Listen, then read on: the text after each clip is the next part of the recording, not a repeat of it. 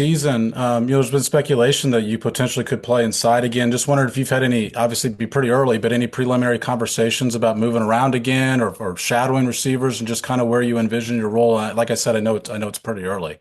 Yeah, yeah, no. During our actual exit interviews with Coach Spags and OBC, they kind of talked about that, wanting to put it back at inside, certain situations, things like that, and kind of just allow me to influence the game a little bit more in there, a little bit more blitz and things like that. But as far as playing outside, matching up, it's still early, but like I told them, like anything I can do, truly, like outside, inside, cover, whoever you need me to do, like that's where I stand ever since I came in, and that's what I'm gonna continue to do. Was there an aspect of that game, like particularly the blitzing, that you felt like you just kind of missed doing as frequently as you had the year before?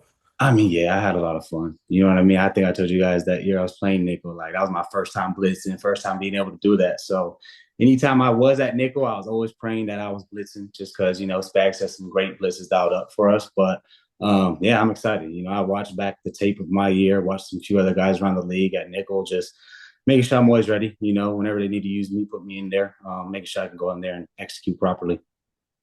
Thanks, Trent. Yeah. We'll go next to Pete Sweeney. Pete? Trent, hope you're doing well. Just curious about the Justin Reed departure and Yeah. how that might impact the team and how maybe is that motivating for you in a way to kind of step into the lead there? Yeah, I love Jay Reed. You know what I mean? I was actually with him at one of our teammates' weddings this past off season, so I was able to talk to him a little bit and congratulate him with the new baby and stuff. But he's a great player. He's one of those vets that knew the defense really well. We all had a lot of trust in him, and you can see on the field like he's one of those dudes that we really relied on. So losing him always is a big factor, but the guys that we have right now, Shamari Connors, Jaden Hicks, Brian Cook. I mean, we got Mike Edwards back.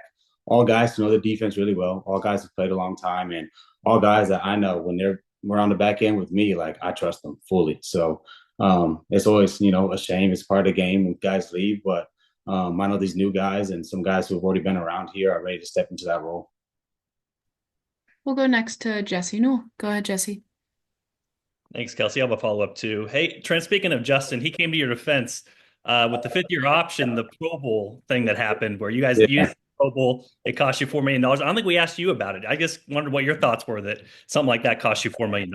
Yeah, coming into the league, knowing that was an option, I think my agent talked to me a little bit about it. But I mean, for me, like I always tell you guys, like it would be amazing to be a Pro Bowler, amazing to hit the highest marks. You know what I mean? You want to get paid the most for what you do, but at the end of the day, like my job was to come here and be successful with the team. And I mean, I got 2 Super Bowl championships, and just a lot of guys that have trusted me. So when you talk about money, I mean, that'll always come. You know what I mean? As long as I'm doing my job on the field, that'll come. So not really hanging my head over it. It's something I can't change. I didn't make it. It is what it is. And I'm just looking to keep pushing forward and continue to hit new goals that I set for myself.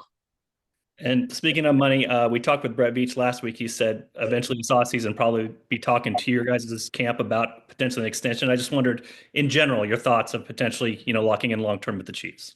Yeah, I mean, I love the city. You know what I mean? I love the coaches, love my teammates. I would love to be back with the team.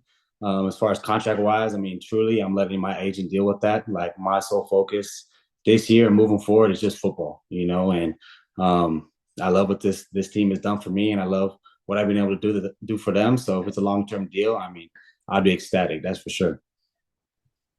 We'll go next to Adam Teicher. Adam? Hey, Trent. Wanted to ask you about Christian Fulton. Yeah. How well do you know him and his game, and what are your thoughts about him joining the Chiefs? Yeah, I'm excited. Haven't got to really be around him too much just because everybody's all over the place. But excited to get back in the building with him, and kind of just learn from him. I mean, I watched him last year when we played the Chargers and kind of just watching their defense and just seeing how he's able to move, seeing how he's able to match up against guys. He plays with the ball really well. And he's a really good corner. He's a vet and someone I know he's going to come in and be able to produce for us. And I think that was one of the first conversations I had with him was he was just like, I want to come in here and just do what I can for the team. And, I just love when Beach brings in people like that who aren't really here for their individual accolades, but really just for the team and coming in and supporting the team. And that's just the vibe I got from him. And I know he's going to be able to come in here and make a name for himself for real. We'll go next to Matt Derrick. Matt. Hey, Trent. Good to see you again. Good to see you, my guy. Hey, two questions for you, if you and Kelsey don't mind. But first one, now that it's going to be your fourth year in the league, has your off-season routine changed any as far as how you get ready and how you prepare for getting ready for really more of the off-season before even Yeah. the season? Yeah.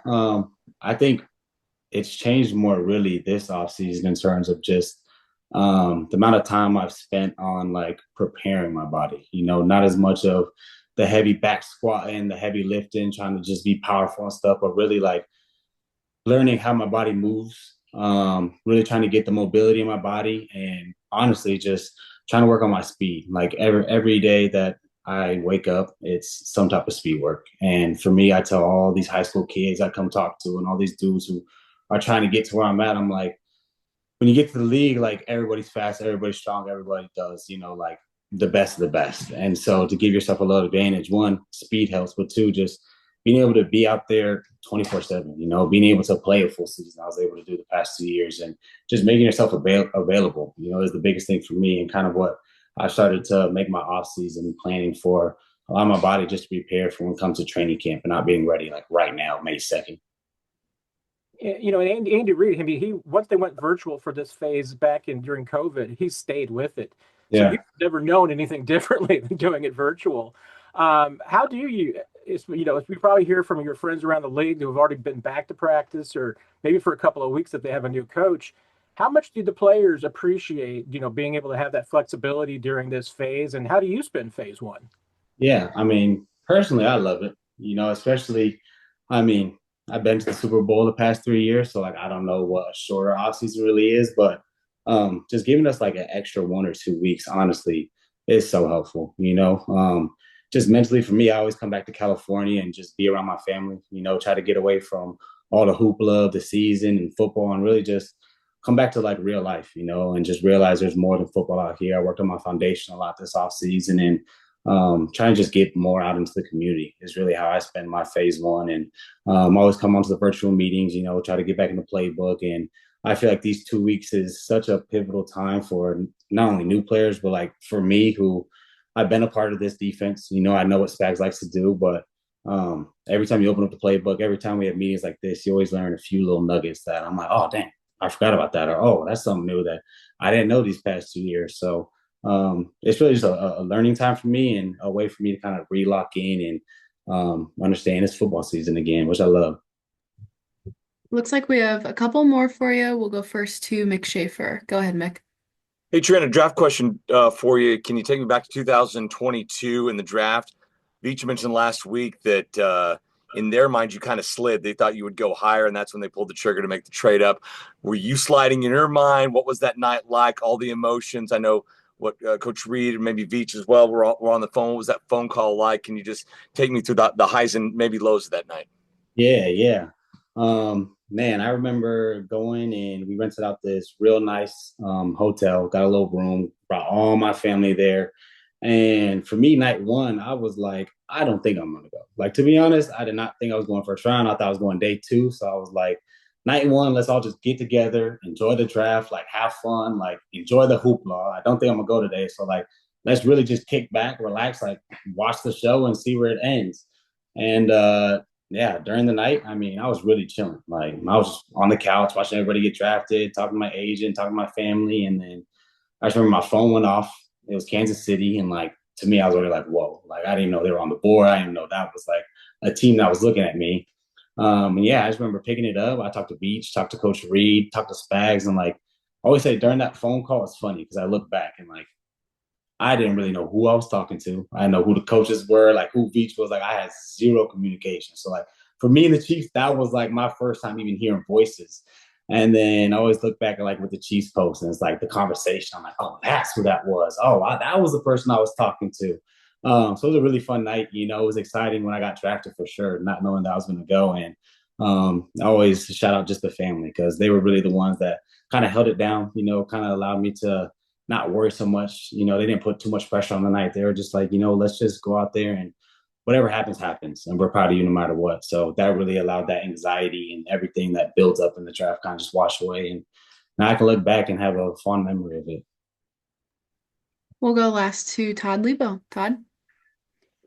Hey, Trent, couple questions. First off, on that virtual side of doing this, as Matt mentioned, I mean, you probably were doing college classes virtually and all that, so it's a little more used to it. Coach mentioned that, it's a different thing for them. They, maybe get the reaction by showing stuff on the big screen. How do you stay engaged during the virtual part of these meetings to get the most out of it that's maybe a little different from being in person? Yeah, I mean, notebook.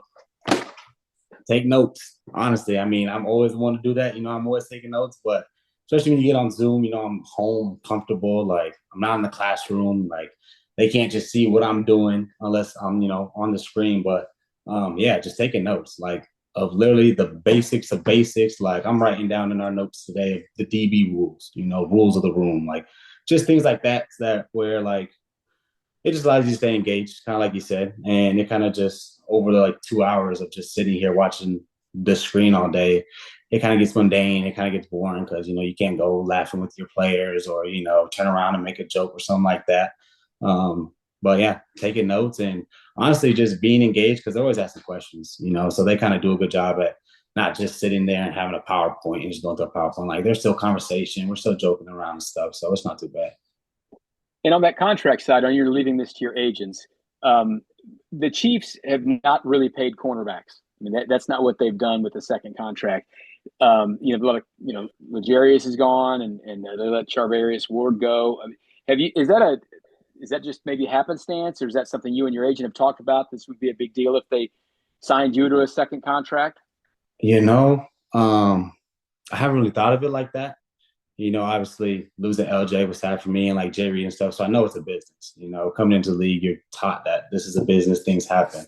But like I keep telling my agent, and like I tell everybody, as long as I'm producing on the field, as long as I'm maximizing every opportunity and putting my best foot forward, at the end of the day, whatever they choose, I can live with, and as long as I'm cool in the community, as long as everybody around me on the team, in the community, just what I'm about, what I'm a part. That's all I can do. And if they want to sign me, I would love to. If they don't, I mean, there's nothing but love for Kansas City for me for sure. So whatever happens, happens. Thanks so much for the time, Trent. We appreciate it. Of course. Good seeing y'all. Thanks. Yeah.